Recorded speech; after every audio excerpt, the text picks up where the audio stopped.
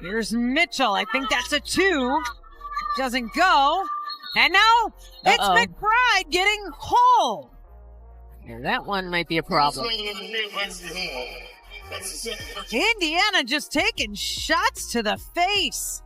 All right, you guys. So the Indiana Fever rolled into Minnesota looking like a team literally held together by duct tape. Seriously, 5 key players were already out, their rotations were completely shredded, and every single possession felt like a high-stakes test. Caitlin Clark still nursing that stubborn groin. Sophie Cunningham, done for the year. Chloe Bibby, Sydney Colson, Erie McDonald, all sidelined. And then there's Odyssey Sims, who basically played on one good leg because their roster was that thin. But the fight, it mattered more. What was the payoff for all that grit? A gut punch that felt like it came straight from a referee's worst nightmare. Lexie Hall gets absolutely clocked by an elbow from Caleb McBride. She crashes to the floor, clutching her face, and somehow, the ref's whistle lands on Hal. You could feel the temperature in that arena just spike. You could practically hear Caitlin Clark watching from the sidelines, absolutely fuming, asking the same question every Fever fan was thinking, how does this keep happening? Seriously, let us know in the comments below why you think the refs are so blind when it comes to the Fever. And Hull is checking her jaw. Let's see that one again. Kayla McBride goes up, grabs the board, and she wants to get free because Hull has her kind of wrapped, and boy, that's a hard swing. They're going to review it. Let's be real, the context here is everything. Indiana didn't just show up a little short-handed, they were completely hollowed out. I mean, Clark's been out for over a month now. Sophie's entire season ended with that injury. Bibby's knee is barking. Coulson's done with an ACL, and McDonald's shut down with a foot issue. That's literally a starting lineup's worth of absences before the game even begins. Odyssey Sims, she signed on a hardship deal. We're talking about the backup to the backup to the backup point guard, going straight from the injury table to playing in a live game because there was just no other option. This isn't some random scheduling quirk, guys.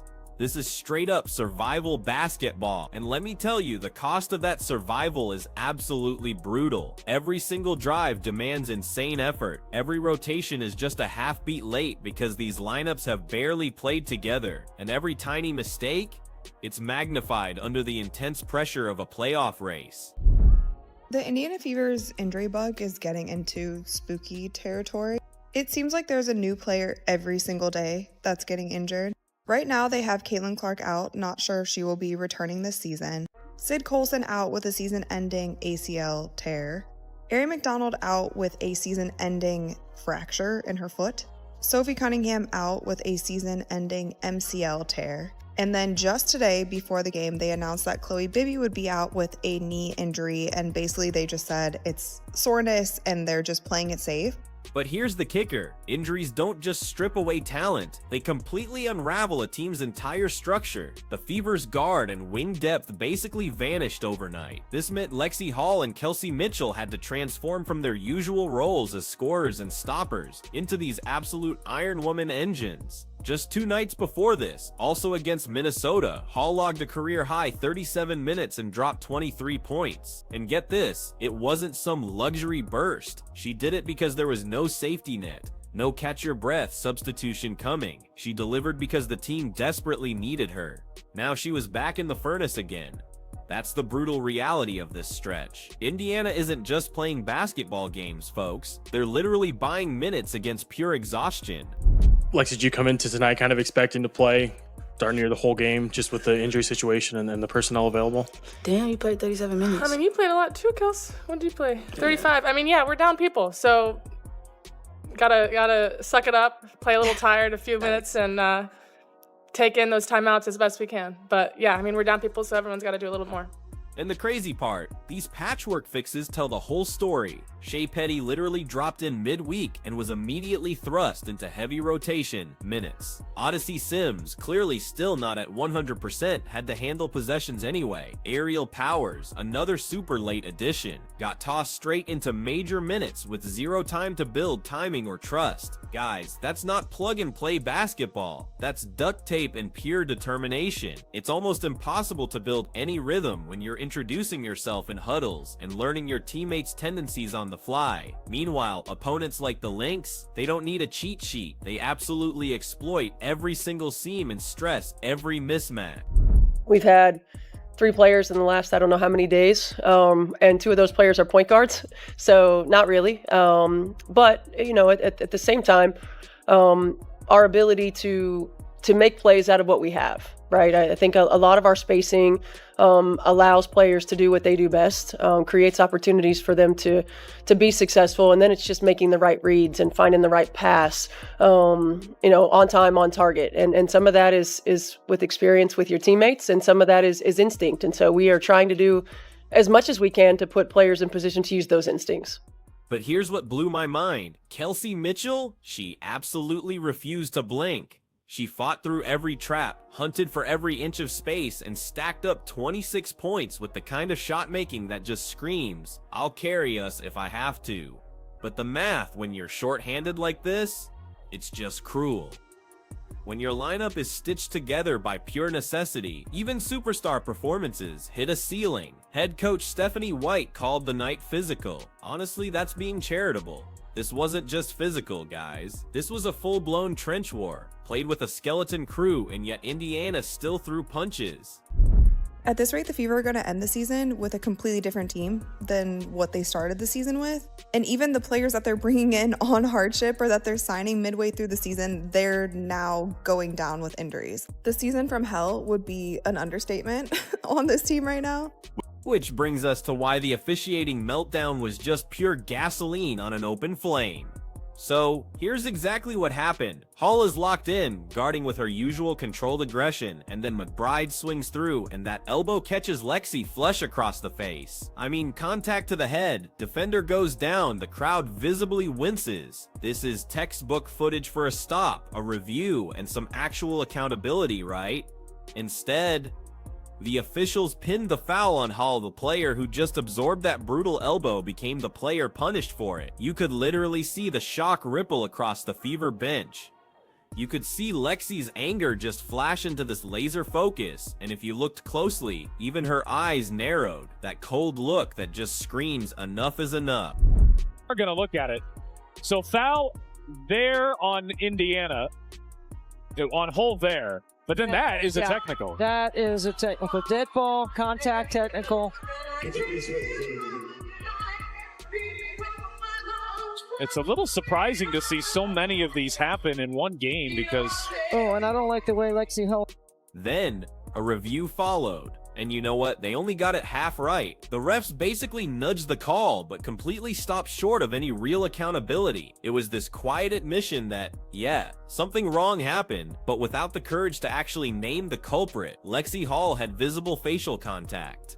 She went down hard. She needed a minute to recover, and yet Indiana still ate the punishment. Somehow, the math of pain and penalty just didn't add up for them.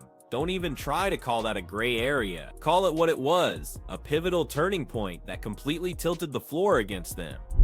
Every time a game happens in the WNBA, somebody's getting abused, somebody getting beaten, somebody is getting hurt, man. Somebody is getting hurt every game in the WNBA, and they just fail to realize this, fail to have any protocols on stopping the nonsense, man. My goodness. And you know what?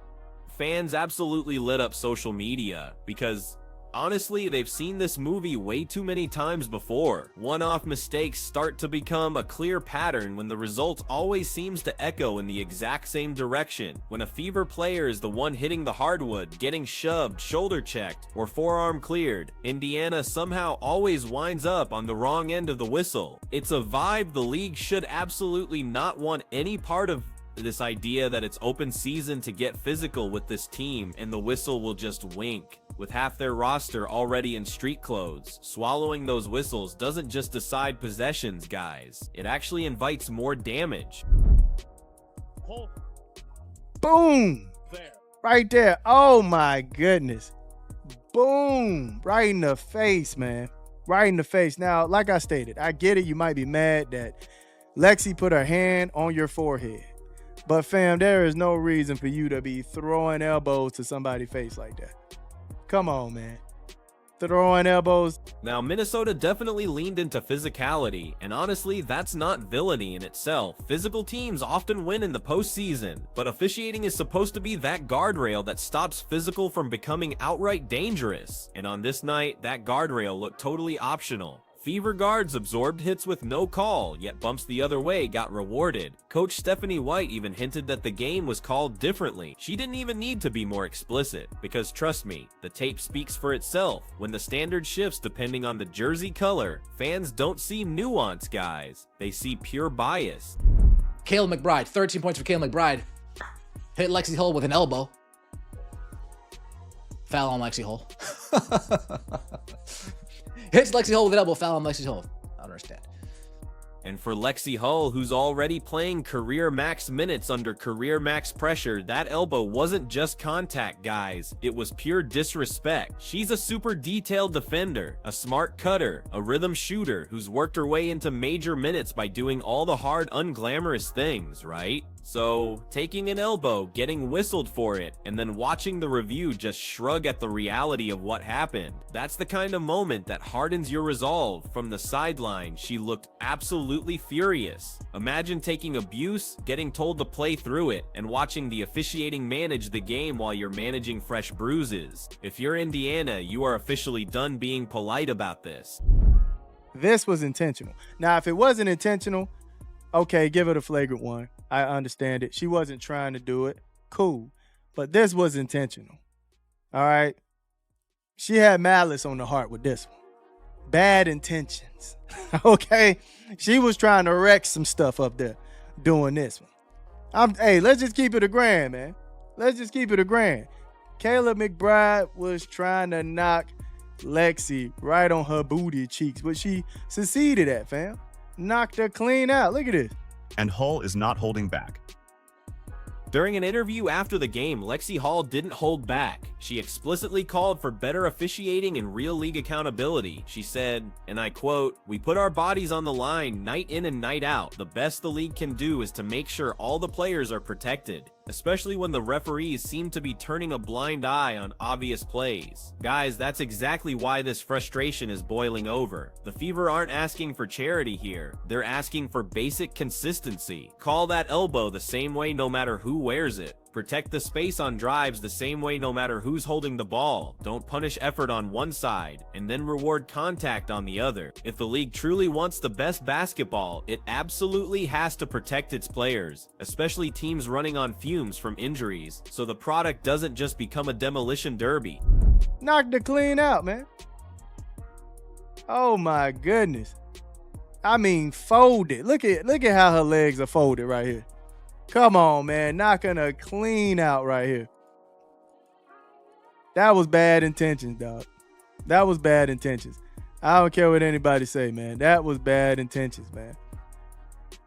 And the refs have to do something about it. You have to make sure that players don't feel comfortable getting out of pocket and doing things like this.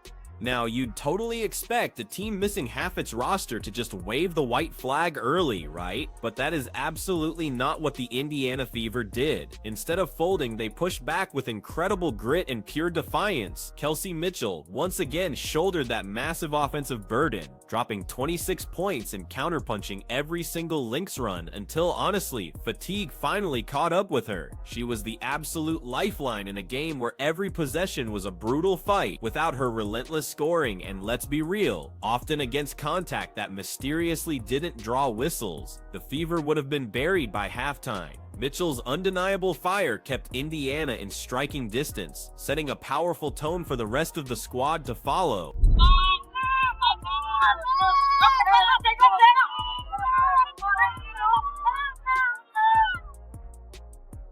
Indiana started this game 9 of 13, but has missed 4 straight until Shea Petty. And then came the spark no one, and I mean no one, expected. Shea Petty, who had barely even settled into Indiana before being shoved into major minutes, just exploded for 16 points off the bench.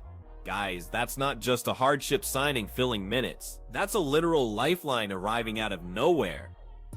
To walk into a locker room mid-chaos with no chemistry, no rhythm, and then deliver like she'd been here all year, that just proves how desperately Indiana needed every single ounce of help. And trust me, fans noticed. Petty's contribution was more than just points. It was a powerful validation that even these emergency players are willing to go to war when the Fever are under siege.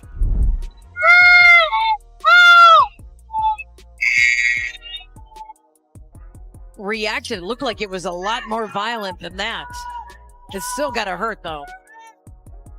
The pass from Williams. Oh, Collier is blocked. And then there's Aaliyah Boston, who as always was the absolute anchor on the other end. She was doubled, shoved, and bodied all night long, yet she still refused to concede control of the paint. Her work on the glass was simply relentless, creating those crucial second chances that Indiana's patchwork offense so desperately needed. Even without flashy scoring, Boston's calm strength completely grounded a team that was being stretched to its breaking point. Her presence was that quiet counterweight to all the chaos, a powerful reminder that no matter how thin the rotation gets, the Fever still had one of the toughest bigs in the game holding the line. And speaking of toughness, let's talk about Lexie Hall again. Fans were still buzzing about her gutsy 23-point performance just 2 nights earlier, a career night born purely out of necessity, where she logged 37 punishing minutes because literally nobody else was left. That game proved she was ready to step into whatever role this injury-riddled team needed. But now, after taking McBride's elbow to the face and being wrongfully whistled for it, Hall's frustration finally boiled over. This wasn't just about one bad call, guys. It was about carrying too much for too long, only to be punished for playing hard. Her anger totally echoed through the entire fan base. If Indiana's players are already being driven into the ground, how dare the officials tilt the scale even further against them. Dribble. Carrington got a piece of it. Powers gets it back. Second attempt. Up and in. And she's fouled. The basket. And then she's just fighting and battling for her shot.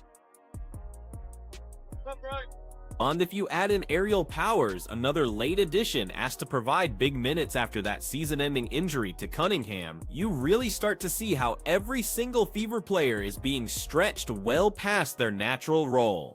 None of this is ideal, guys. This is truly survival basketball. Yet somehow they've kept themselves alive in the playoff picture by leaning on unlikely heroes, these patchwork lineups, and pure unadulterated fight. That's exactly why fans can't stop imagining what happens when Caitlin Clark finally returns. Because if this patched together group with emergency signings and walking wounded can hang with legitimate playoff teams, then a healthy backcourt changes everything.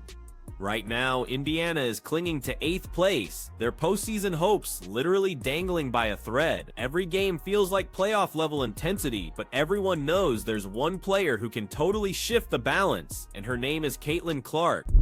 Sophia!